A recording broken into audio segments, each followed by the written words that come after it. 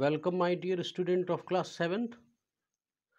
Today we have to finish this chapter 3. Name is Chhatrapati Shivaji.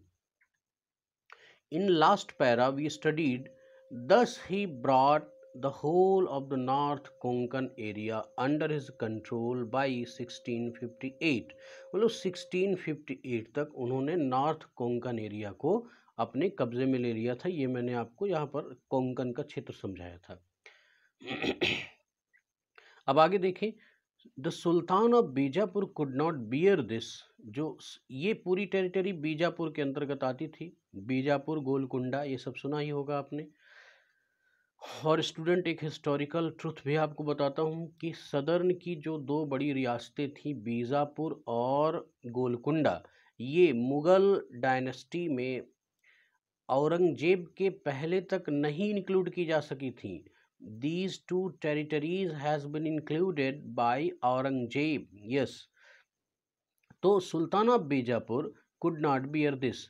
तो शिवाजी जो काम कर रहे थे क्या कि नॉर्थ कोंकण तक उन्होंने अधिकार कर लिया और लूट मार भी करना शुरू कर दिया। तो ये चीज़ें सुल्तान ऑफ बीजापुर को बर्दाश्त नहीं थी। He decided to send Afzal Khan, one of his most feared general, with a large army to punish Shivaji. तो सुल्तान ऑफ बीजापुर ने डिसाइड किया कि वो अपने सबसे खतरनाक जनरल सेनापति को, अफजल खान को भेजा कि जाओ तुम शिवाजी को कंट्रोल करो और उनको पनिश करो। अफजल खान बॉस्टेड पब्लिकली, और उसने एक सेखी बघारी, कहते नहीं, उसने क्लेम करना शुरू कर दिया। बॉस्टेड का मतलब क्लेम करना, क्लेम का मतलब जैसे डींग नहीं हाँकना, डींग हाँकना। आदमी कहते हैं बड़ी बड़ी डींग हाँक रहे हो यार, हैं? तो बहुत बड़बोलापन जब आ जाता है लोगों में तो ओवर कॉन्फिडेंट हो गया था।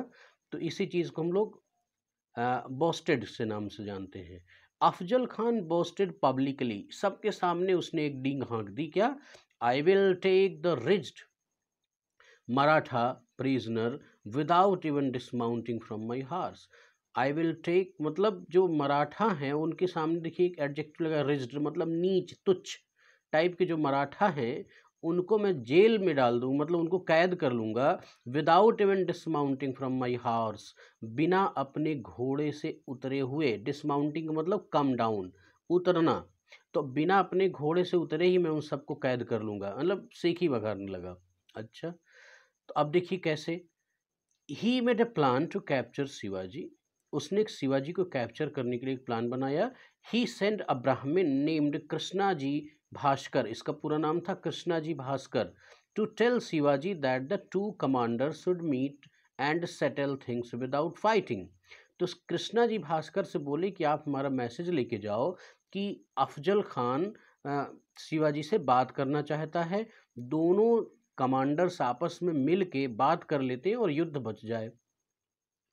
अच्छा, तो यद्यपि यहाँ पर एक और हिस्टोरिकल चीज़ बता देता हूँ कि कृष्णा जी भास्कर जो थे, इनको अफजल खान का इंटेंशन पता चल गया था कि अफजल खान ने ऑलरेडी ये डिसाइड कर लिया था कि during the meeting I will kill Shivaji. ये चीज़ कृष्णा जी भास्कर को पता थी, लेकिन वो उसको केवल एज अ मैसेंजर वो भेजा तो Shivaji that the two commanders should meet and settle the things without fighting, यानी दोनों कमांडर्स मिलते हैं और बिना फाइटिंग के अपने अपने मैटर को हम लोग सेटल यानी सुलझा लेते हैं। But Shivaji could not be tricked, लेकिन शिवाजी, देखिए यहाँ पर ट्रिक्ड शब्द आया है, यानी ट्रिक्ड का मतलब बेवकूफ़ बनाना, यानी उनको मूर्ख नहीं बनाया जा सका, यानी उनको धोखा नहीं दिया जा सका। किनको? शिवाजी को। But Shivaji could not be tricked. He managed to make Krishna ji confess that Afzal meant to kill him. और उन्होंने बड़ी बाखूबी चतुराई से ही मैनेज्ड, उन्होंने क्या मैनेज कर लिया कि कृष्णा जी कन्फेस, यानी कृष्णा जी भास्कर ने ये बात स्वीकार की और बता दी कुल मिला के कि अफजल आपको मारना चाहता है। Afzal meant to kill him, यानी उनको, यानी शिवाजी को, हिम शब्द आया शिवाजी के लिए कि शिवाजी को मारने का इंटेंशन अफजल खान का है। ये बात कृष्णा जी भास्कर से इन्होंने निकलवा ली।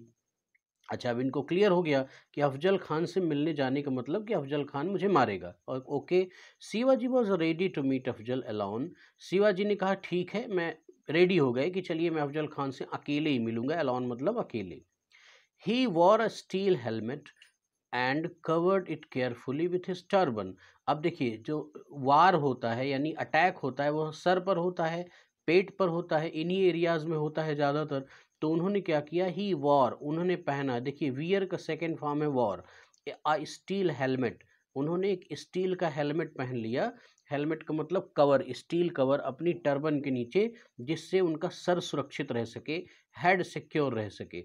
Steel helmet and covered it carefully with his turban, और उसको अपनी टोपी, जो टर्बन पगड़ी लगाते हैं, उससे उन्होंने उसको केयरफुली ढक दिया।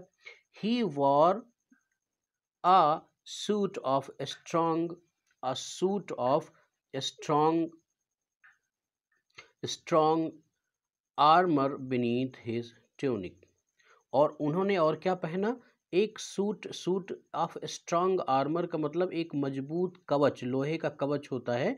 जब युद्ध में जाते हैं लोग तो वो एक तरह का ऐसा लोहे से बना हुआ या स्टील का बना हुआ कवच होता है, जो कि जैसे कि आज हम लोग बुलेट प्रूफ जैकेट कहते हैं, वैसे ही कवच होता था, उसको पहन लिया।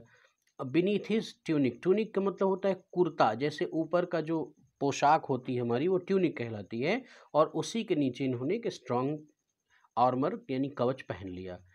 He hide a dagger up his sleeve and he held the baghnakh steel claw in the palm of his left hand. अब देखना, ही हिड का मतलब उन्होंने छिपाया, हाइड किया। अ डैगर, डैगर का मतलब होता है स्मॉल सार्ड, यानी जिसको हम लोग कटार बोलते हैं, यानी स्मॉल सार्ड, जो छोटी सी तलवार होती है उसको कटार बोलते हैं, तो उसको डैगर भी कहते हैं। He hide dagger up his sleeve, उन्होंने अपनी स्लीव में, बाह में एक कटार छुपा ली।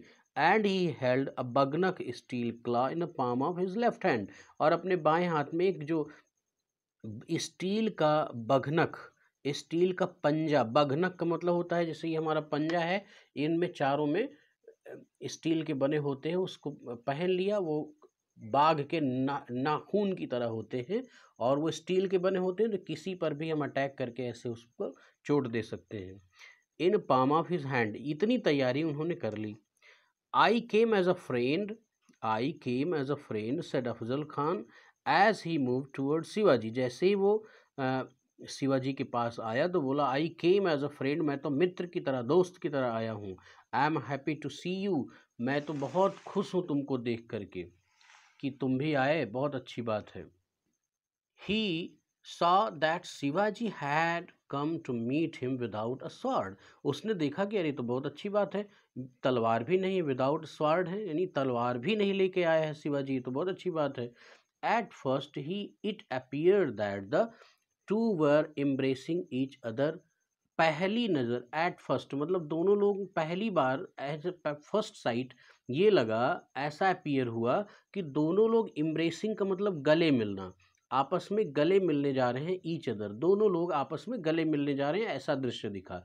But actually Afzal Khan had held Shivaji's neck, और अफजल खान ने क्या किया कि शिवाजी की गर्दन पकड़ ली, in a wrestler's grip with his left hand and struck him with his sword.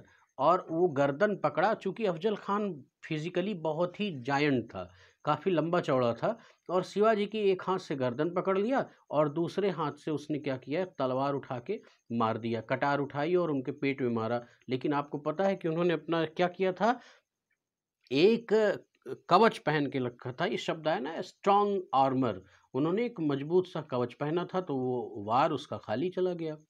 Shivaji was saved by his steel suit, जो उन्होंने स्टील आर्मर कवच पहना था उससे वो बच गए। इन द मीन टाइम, और उसी समय अब शिवाजी क्या करेंगे, देखिए कि Shivaji had plunged a the dagger into Afzal's body and torn open his belly with a baghnakh. अब देखिए कितनी चतुराई से इन्होंने किल किया, कि शिवाजी हैड प्लंग्ड, यहाँ प्लंग्ड का मतलब भोंक देना, घोंप देना, चक्कू जैसे घोंप दिए पेट में, तो उसको प्लंग्ड। द डैगर यानी जो कटार थी उसको अफजल खान की बॉडी में उन्होंने घुसेड़ दिया, भोंक दिया, घोंप दिया। एंड टॉर्न ओपन हिज बेली, और उनका जो पेट है, उसका जो अफजल खान का पेट है, बेली है, उसको फाड़ दिया, टर्न का मतलब फाड़ दिया, किस चीज़ से? विद द बघनक, जो बघनक स्टील का उन्होंने अपने हाथ में लेफ्ट हैंड में पहना था, उससे उसका पेट फाड़ दिया। Shivaji fired a cannon and the Maratha soldier who were hiding in readiness fell upon Afzal's man and defeated them.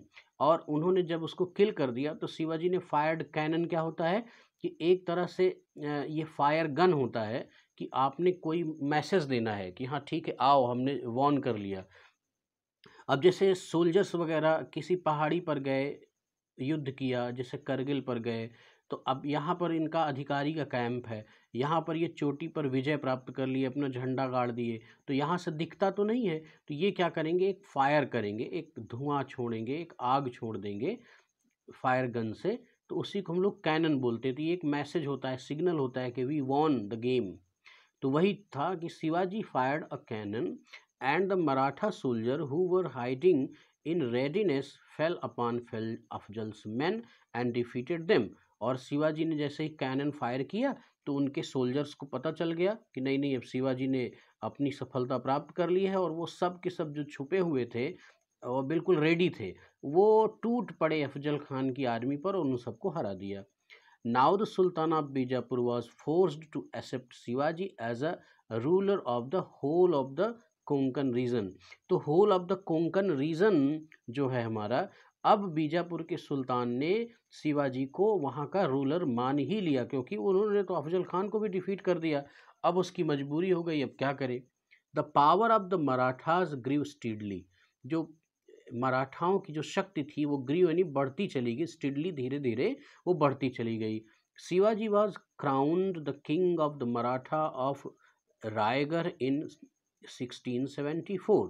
तो शिवाजी ने क्राउंड का मतलब अपना अभिषेक करवाया, राजगद्दी पर बैठे किंग ऑफ मराठा के रूप में। कब, कहाँ पर? रायगढ़ का किला, ये बहुत इंपॉर्टेंट जीके के पॉइंट ऑफ व्यू से। और कब बैठे, कहाँ बैठे? रायगढ़ के किला में, रायगढ़ फोर्ट में उन्होंने अपना राज्याभिषेक करवाया। और कब करवाया? 1674 में। His last and his greatest expedition was to the south, यानी दक्षिण भारत की ओर उनका जो अंतिम अभियान था। एक्सपेडिशन का मतलब एक्शन या अभियान, यानी जो सैन्य अभियान होते हैं, यानी एक्शन ऑफ आर्मी होता है, उसको एक्सपेडिशन बोलते हैं। तो ये लास्ट कहाँ का था? साउथ इंडिया की ओर उन्होंने किया। He was now the ruler of large powerful independent state. अब एक बड़े शक्तिशाली और स्वतंत्र इंडिपेंडेंट स्टेट यानी मराठा साम्राज्य के वो क्या बने? रूलर हो गए थे अब तक। और he died at the age of 53 in 1680। अब वो 1680 में उनकी मृत्यु हो गई। Shivaji was a great leader and a brave fearless warrior. एक वो महान नेता भी थे और ब्रेव यानी बहादुर और फियरलेस भयमुक्त निडर वॉरियर यानी योद्धा भी थे। His soldier and his people praised and loved him very much। उनके सोल्जर्स और उनके जो लोग हैं, जनता है, उनको बहुत प्रेम करती थी। Shivaji possessed a lot of personal charm। possess का मतलब धारण करते थे, रखते थे क्या? a lot of personal charm। charm का मतलब है अट्रैक्शन, अपने व्यक्तित्व में इतना अट्रैक्शन वो खुद ब खुद रखते थे। Whenever he spoke, he seemed to smile। हर समय वो मुस्कुरा के बात करते थे, जैसे बात करते थे तो ऐसा लगता है मुस्कुरा रहे हैं। He had true concern to the well-being of his people and worked hard to improve their condition। He had true concern, सचमुच में उनको चिंता रहती थी, किस चीज़ के लिए? For the well-being of his people, अपने लोगों की well-being के लिए। and worked hard to improve their condition, और कड़ी मेहनत की अपने लोगों की कंडीशन को इम्प्रूव करने के लिए। He had all the land measured and fixed the land tax। उन्होंने अपनी संपूर्ण जमीन का जो माप करवाया और अपना जो लैंड टैक्स यानी लैंड रेवेन्यू है उसको, भूमि कर जिसको हम बोलते हैं, उसको उन्होंने फिक्स किया। कि ऐसा नहीं कोई कुछ भी दे रहा था, कोई कुछ भी दे रहा था, ऐसा नहीं, उन्होंने फिक्स किया, जैसे अलाउद्दीन खिलजी ने किया था। He revoked the power of landlords who thrived on the toil of the poor। He revoked मतलब उन्होंने, revoked का मतलब रोल बैक कर लेना, गेट बैक, गेट बैक, ले लिया, वापस ले लिया। क्या? The power of the landlord, जो जमींदार थे उनकी शक्तियों को उन्होंने छीन लिया। और वो जो जमींदार थे, हु, ये हु शब्द किसके लिए है? लैंडलॉर्ड्स के लिए। Who thrived on the toil of the poor, जो गरीब लोगों के परिश्रम से वो समृद्ध हुए थे। कौन? लैंडलॉर्ड्स, बहुत प्रॉस्पेरस हो गए थे। तो थ्राइव्ड का मतलब प्रॉस्पेरस हो गए थे। ऑन द टॉयल, टॉयल का मतलब होता है हार्ड वर्क, किसके हार्ड वर्क से? ऑफ द पुअर, गरीबों के ही तो मेहनत से जमींदार पावरफुल और प्रॉस्पेरस हुए थे। तो उन्होंने कहा कि नहीं, इनकी शक्तियों को हम छीन लेते हैं। तो ऐसा ही उन्होंने किया। He commanded such love, he commanded such love and respect that he moved about alone without much protection. The people of Maharashtra were always ready to sacrifice all they had for him. मतलब जो people of Maratha उनको इतना प्रेम करते थे कि उनके लिए किसी भी तरह का बलिदान यानी सेक्रीफाइस देने के लिए रेडी थे। Songs of Shivaji's bravery are sung even till this day, यानी आज भी शिवाजी की बहादुरी के जो गीत हैं वो गाए जाते हैं। तो इस तरह से स्टूडेंट इस चैप्टर की रीडिंग को आज हम लोगों ने फिनिश कर दिया। नेक्स्ट टाइम मैं इसकी कुछ इम्पोर्टेंट वोकैब्स यानी वर्ड मीनिंग के साथ आऊँगा और फिर हम लोग कुछ इसकी एक्सरसाइज देखेंगे। और स्टूडेंट आपको इसको 2-4 बार रीड करना है, इसको 2-4 बार रीड करना है और अच्छे से इस चैप्टर को तैयार करना है। तो अगली क्लास में फिर से आपसे मिलूंगा नेक्स्ट टर्म में। तब थैंक यू वेरी मच।